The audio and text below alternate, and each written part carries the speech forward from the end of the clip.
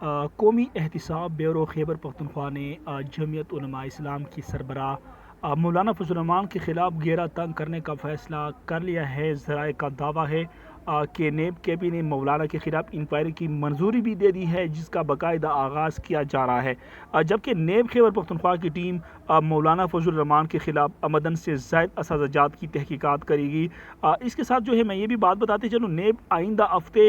مولانا کو طلب کر کے جن کو تحقیقات کے حوالے سے باقاعدہ سوالنامہ حوالے کیا جائے گا، جبکہ نیب نے مولانا فضل الرحمان کے بھائی ضیاء الرحمان کے خلاف افغان کمشنریٹ میں مبینہ خودبر کے الزام عائد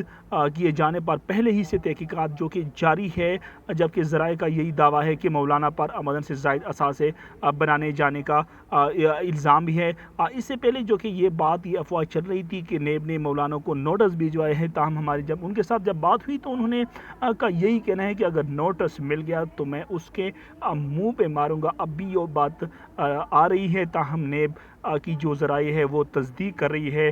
کہ ایک قومی احتساب بیورو خیبر پختونخوا نے آج سے باقاعدہ انکوائری کی منظوری دے دی ہے۔ تاہم اب یہ بات قبل از وقت ہوگا کہ آئندہ ہفتے اس کو طلب کیا جاتا ہے یا نہیں، یا مولانا جو کہ نیب نوٹس ہے ان پہ ان کا ریئیکشن کیا ہوگا۔ تاہم جو بڑی بات اس میں یہی آ رہی ہے کہ اپوزیشن اے پی سی کے بعد جو نیب ہے اب وہ سرگرم ہو گئی ہے، اور ساتھ جو ہے مولانا فضل الرحمان نے حکومت کے خلاف مزید ٹف ٹائم دینے کا فیصلہ کر لیا ہے۔